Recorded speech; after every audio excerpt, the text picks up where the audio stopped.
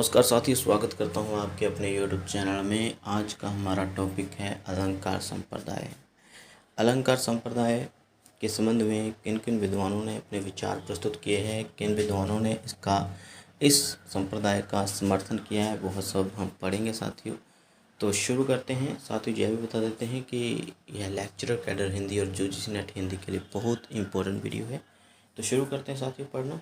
अलंकार शब्द दो शब्दों से मिलकर बना है, अलम प्लस कार, और इसका अर्थ यही हुआ कि काव्य की शोभा बढ़ाने वाले तत्व। कविता या काव्य की जो शोभा बढ़ाते हैं उन तत्वों को हम अलंकार का नाम देते हैं। जिस प्रकार एक सुंदर स्त्री को सजाने के लिए आभूषणों की आवश्यकता पड़ती है, उसी प्रकार काव्य की शोभा बढ़ाने के लिए तत्वों की आवश्यकता पड़ती है, उसी को अलंकार कहते हैं। अलंकार, शब्द अलंकार, अर्थ अलंकार, उनके आगे कई अलंकार होते हैं। तो ये सब हम पहले एक वीडियो में बता चुके हैं, लिंक उसका डिस्क्रिप्शन में मिल जाएगा। तो आज हम अलंकार संप्रदाय पढ़ेंगे साथियों। तो शुरू करते हैं।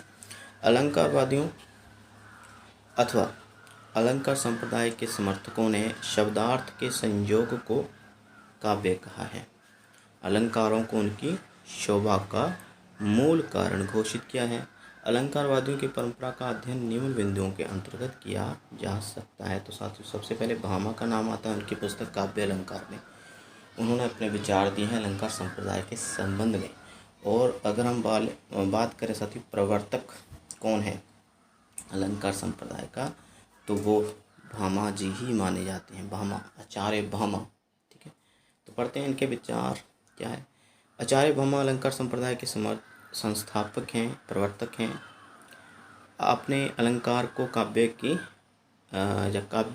का सर्वोपरि अंतरंग तत्व स्वीकार करते हुए कहा, क्या कहा कि नाकांतमपि निर्भूषम विभाति वनिता मुखम। ये सूत्र साथियों आपने याद कर लेना है, ये श्लोक भूलना नहीं है कभी। यदि आपने एमए किया है तो ये याद होगा, अभी भी यूजीसी नेट के एग्जाम दिए तो याद होगा, पढ़ा होगा।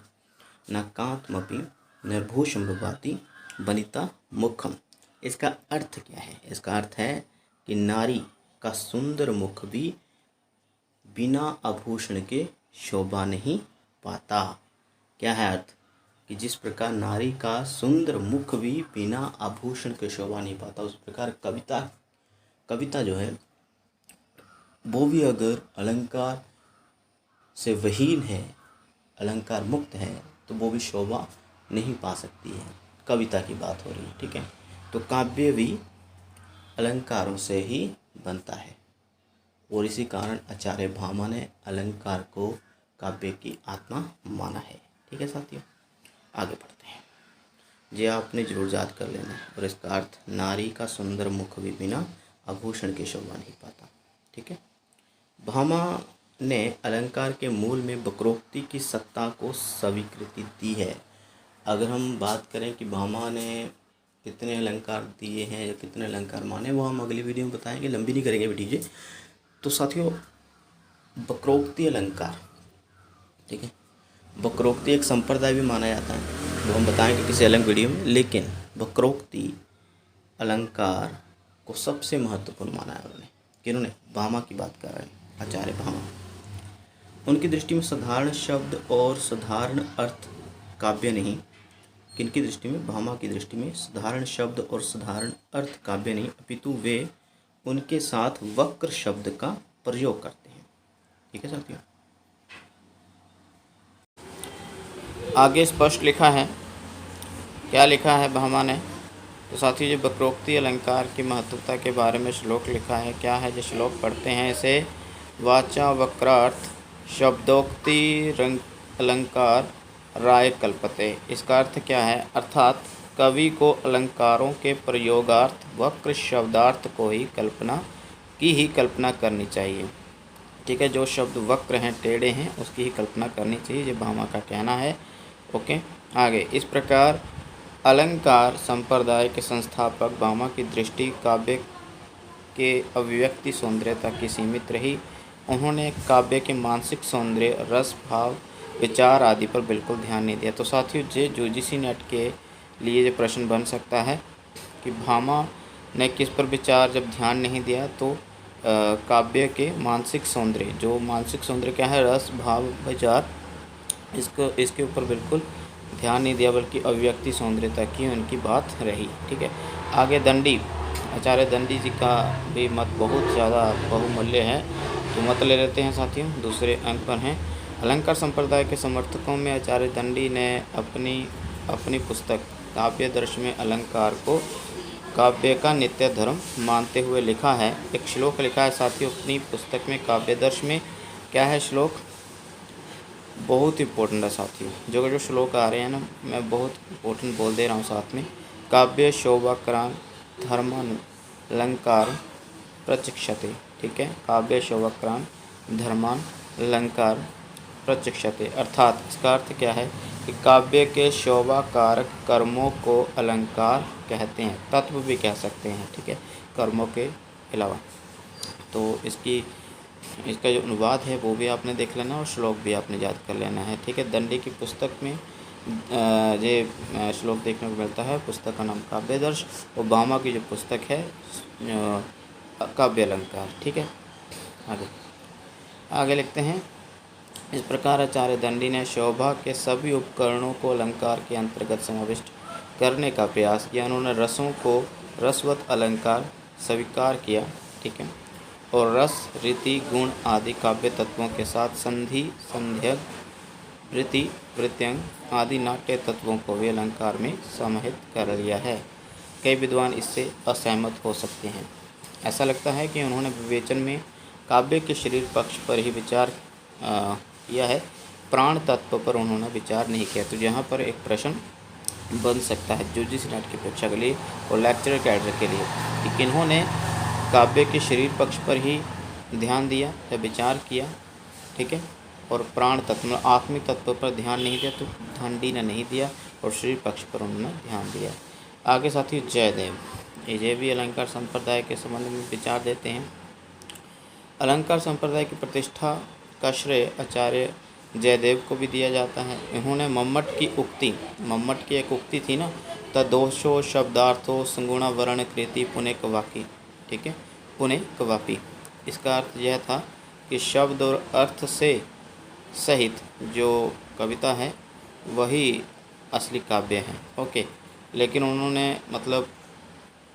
यह भी मम्मट ने अपनी पंक्ति में कहा था कि अगर अलंकार प्रयोग ना भी करें तो अभी कोई बात नहीं। ठीक है, लेकिन जयदेव ने मम्मट की इस उक्ति की आलोचना की। उन्होंने कहा कि अलंकार बहुत ज़्यादा आवश्यक हैं, वहीं पर मम्मट जो हैं अलंकार ज़्यादा इम्पोर्टेंट नहीं मानते हैं, वो सिर्फ शब्द और अर्थ को ही ज़्यादा इम्पोर्टेंट मानते हैं। तो अलंकार संप्रदाय के संबंध में जयदेव ने क्या कहा कि अंगीकरोति यह काव्यम शब्दार्थ वनलकृति असो न मन्यते कस्मादनु क्षण मनलम कृति। ठीक है, तो इसका अर्थ क्या है, यदि कोई विद्वान काव्य को अलंकारों से विहीन मानता है, सुनिएगा इसका अर्थ, इस श्लोक का अर्थ समझा रहा हूँ।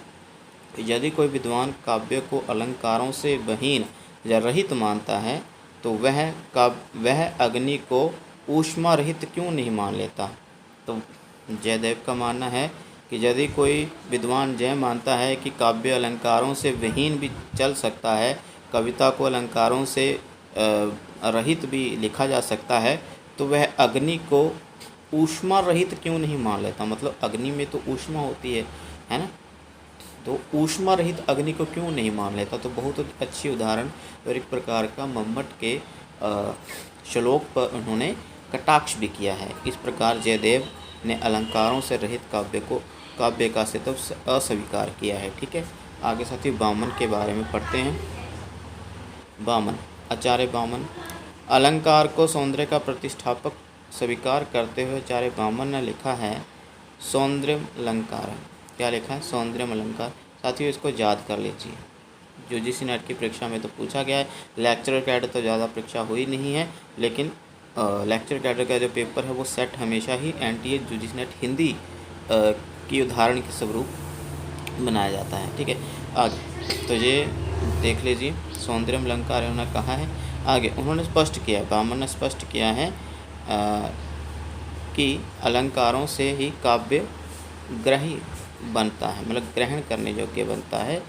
काव्यम, इनका श्लोक जो है, इनका श्लोक है काव्यम ग्राह्यम अलंकारता, ठीक है, अलंकार। तो ये रहा बामन का। और बामन की पुस्तक कौन सी है आप हमें कमेंट सेक्शन में लिख के दीजिए, ठीक है, क्योंकि ये प्रश्न आपने हल करना चाहती हूँ, क्योंकि बहुत बार हमने ये सभी रचनाकारों की पुस्तकों को आपके सामने रखा है।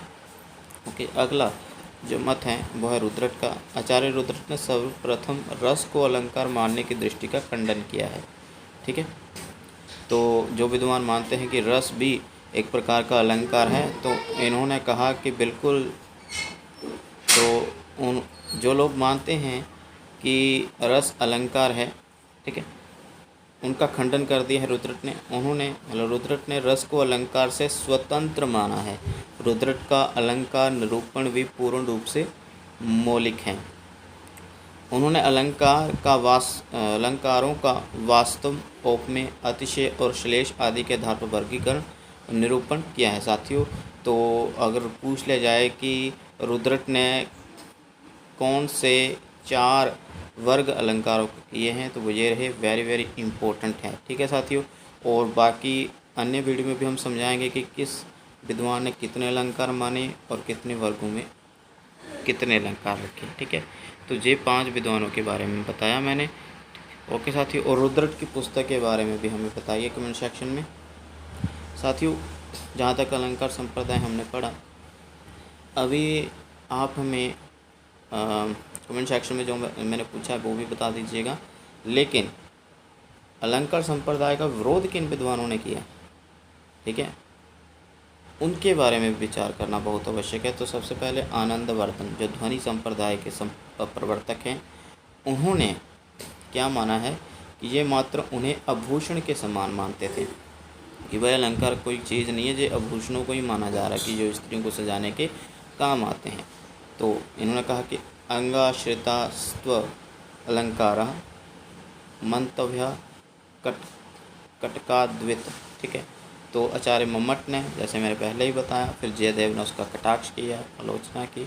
तो आचार्य मम्मट क्या मानते हैं, ये अलंकारों की महत्ता को स्वीकार करते हैं, अनलकृति पुण्यकवापी, ठीक है। आगे कविराज विश्वनाथ, ये तो बहुत ज़्यादा इम्पोर्टेंट है साथियों।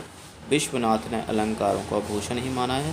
तो ये रही साथियों आज की वीडियो। मैंने बताया इम्पोर्टेंट जो हमारे काव्य शास्त्र में हैं विद्वान, जिन्होंने अलंकार संप्रदाय को बहुत ज़्यादा महत्व दिया, उनके बारे में, और जिन्होंने विरोध किया उनके बारे में भी बताया। बाकी अन्य वीडियो में बताएंगे किसी और वीडियो में कि कितने अलंकार किस विद्वान ने माने, और भी विद्वानों के बारे में उन जानकारी आपको देंगे। तो इस वीडियो में इतना ही, मिलते हैं अगली वीडियो में। ध्यान रखिए, बहुत जल्द प्रस्तुत होंगे एक नई वीडियो लेकर। धन्यवाद।